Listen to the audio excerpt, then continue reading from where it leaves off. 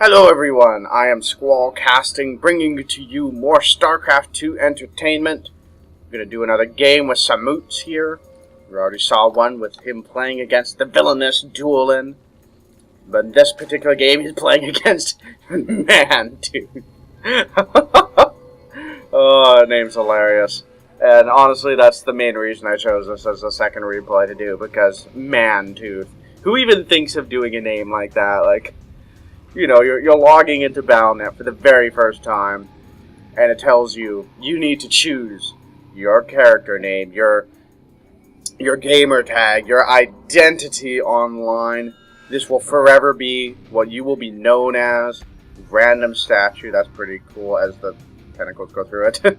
And this guy here, maybe his name's Joe. Joe looks at that screen and goes like, I shall be Mantooth. Anyway, so, yeah, got some good old ZVT action in this particular game. This is a matchup I've been wanting to watch a lot of lately, just because, well, it's an interesting matchup. It has evolved a lot lately. We've gone from Terrans, you know, doing Hellion openers no matter what, 100% of the time, to not Hellion openers, at least not as much as they used to. And Zerg have just been enjoying a lot more stability early game, with making more queens, having a lot faster creep spread, and just, you know, having a unit that's really beefy that can help them to repel early game aggression.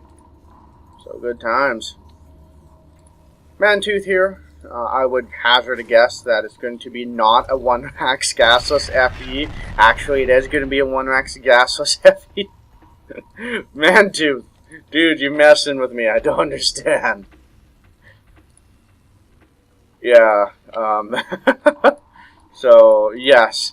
It's going to be a 1-max gasless FE, guys. I promise. Really. And, yeah, it does look like he's not saving up money because he's making an orbital command. Oh, boy. But now he's saving up money for realsies. And he's going to make a supply depot, not a command center. Oh, boy. I think this is going to be the game of me making some sort of prediction and just being completely wrong. I mean, I'm no Artosis, man. I can't just look at what they're doing in the first 2 minutes and instantly know what they're going to do. That guy is amazing at that. He almost never gets his predictions wrong. It's so impressive.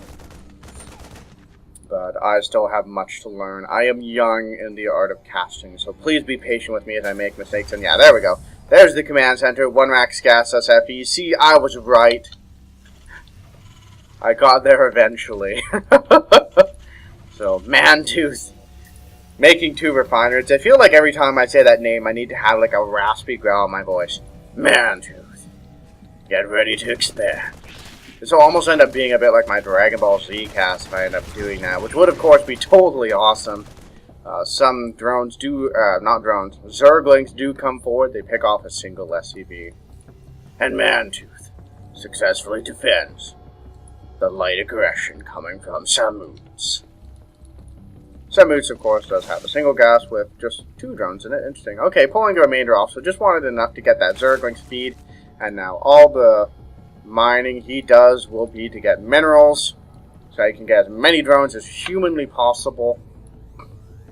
And you see a lot of players do this. You know, they'll get the extractor, they'll get just enough gas to get Zergling speed, so they have that ability to move around the map quickly and know what's going on and do run-bys and things like that.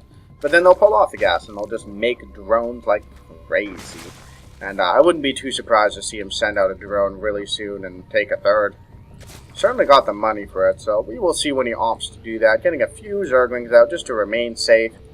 Always such a good thing to do. And I don't know about you, but every time I play Zerg, I go up to like 3 base instantly, and I spend the first 7 minutes doing literally nothing but droning. And then they'll drop my base and I have nothing and I lose everything. It's happened to me so many times.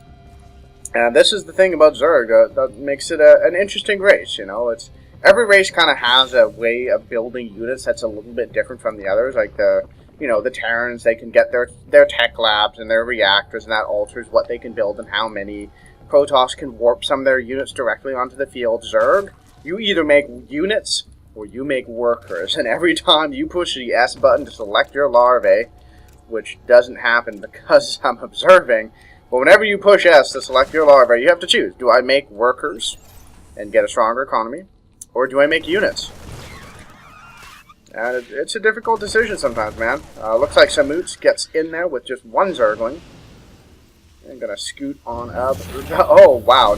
Nice supply depot raise. That was perfectly timed. And Samutz taking a third behind this. Continuing to drone. Getting more gas. And an Evo chamber. So in the last game, I predicted Ling and Fester and then was completely wrong.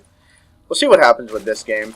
Only got a single evolution chamber this time. So, I mean, that makes sense. He doesn't have a lot of gas right now, and the gas income is only really ramping up. So getting a second one at this point would be a little bit premature. Wouldn't be too surprised to see him add on another one before too terribly long. Mantooth scans in and sees exactly an Evo chamber and 2 gases and a lair on the way. Third is also constructing. I don't think the scan saw that. No, it did not. But he can probably assume that it's there. And interesting, starport going as like part of the wall. Never really seen that before, but I guess the advantage to this is if he has all his bio here and he's building medevacs, the medevacs will pop out right away. So that way if there's a battle raging, the medevacs are there instantly to help heal. But that does of course make it just a little bit more vulnerable to getting picked off and things like that. That supply depot does not fully wall that in. But could be Mantooth is just going to park a Marauder in the middle there just to ensure that... Oh yeah, just parking some Hellions there. And killing the... okay. Those Hellions clearly suffer from anger issues. They need to take some counseling. Because they're taking out their aggression on an innocent supply depot, man. Oh, this pains my soul to see that sort of thing. The abuse of the supply depots of our nation. This is just not serious at all. I'm like referencing a really serious topic in a totally like non-serious way. I feel a little bit bad for that. But oh, we got Hellions doing a run by. This is serious, man. Because we got some drone and Ling barbecue action. But the Lings do get us around. And not that many drones die. Looks like only 3 went down there. So nicely defended by Samutz. And medevacs are on the way. And this is kind of an interesting composition. Hellion, Marine, Marauder, I guess. I'm trying to remember. I saw a game actually that had something similar to this. Where there were just a lot of Marauders and then a lot of Hellions. And basically the Marauders absolutely obliterate roaches and the Hellions totally murder Lings. And it was actually really cool because it was, you know, it wasn't necessarily designed to counter just one thing. It actually worked kind of against both. So I found that kind of cool. And Marauders, of course, stemmed can kill buildings very, very quickly. Pretty darn cool. But in this case, Mantooth has some Marines mixed in there as well. And Marines, of course, are totally OP. So that's a good decision as well. Looks like he wants to push up here once again. Bunch of Banelings getting morphed in. Do they have speed? Looks like they do. Nice, so here we go. And oh, don't quite catch him out in the open, but they're still running in to surround everything. Baneling's crashing through tons of stuff. And Mantooth has pretty much his entire army cleaned up. Does manage to pick up the 3 remaining Marauders and run away. So nicely defended by Samutz. Mantooth needing to scramble just a little bit to rebuild stuff, building a bunch of Marines. And I just lost my entire army in the middle of the map. Time to expand. Oh, man, that's hilarious.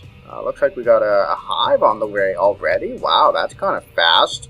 Wonder if Samutz is wanting to move up to Ultralisk. That's my guess, seeing as he's getting melee attacks level 2.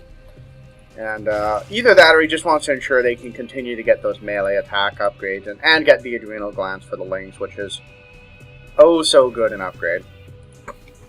As I use the English language not correctly. Mantooth looks like he wants to drop, but...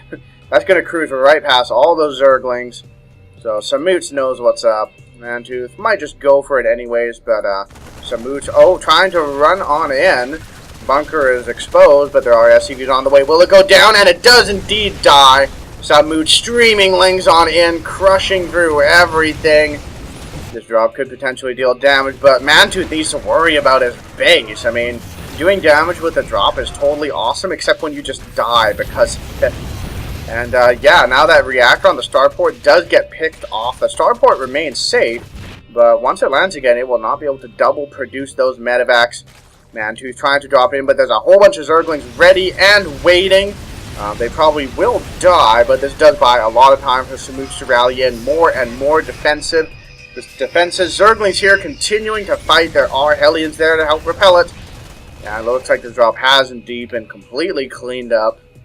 Mantooth in an awful lot of trouble at this point, continuing to produce out Hellions, which is a good decision, but what are you going to do against this many Zerglings? That is 13 Zerglings on the way, ladies and gentlemen. Unless the Hellions come down and kill them before they spawn, but I'm pretty sure they have more armor when they're morphing. But here we go, the Zerglings surging forward, the Banelings about to get ready to go. Here we go, Banelings grouping up, and here we go, crashing straight into the factory. Not the best decision. But he does break through the front wall, and a lot of SCVs are going to die. Oh, Mantooth. Mantooth. All we want to see were all these Banelings explode on all these SCVs. That's all we wanted to see. That is the reason we watched this entire game. This is why I opened this replay and started it, because I thought maybe there'll be Banelings, and all I want to see where some Banelings kill a lot of SCVs, but you deprived us, man. You deprived us of the pleasure. Oh, I'm so sad. But, anyways, well played by Samutz. Definitely keeping the pressure on.